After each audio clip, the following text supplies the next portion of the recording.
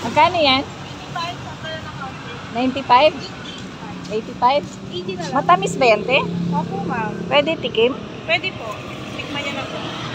Yan. Pwede tayo guys ng langka. Yan, favorite ko kasi talaga to. Tikman natin kung matamis.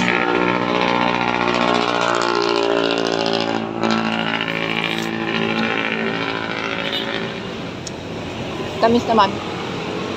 Kaya lang di pa siya masyado ito. Siya, ma'am? Variety na yan? Ganda. Hindi pa malalaki pero matabang siya.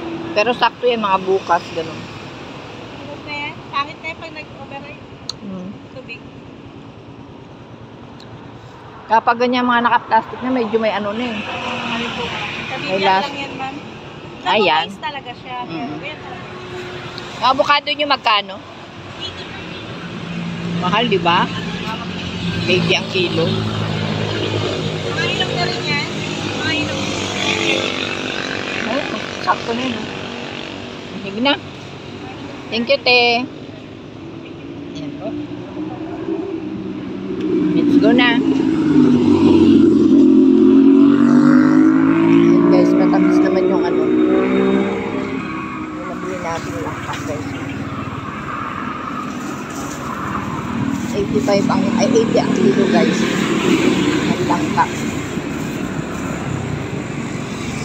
Sa bahay.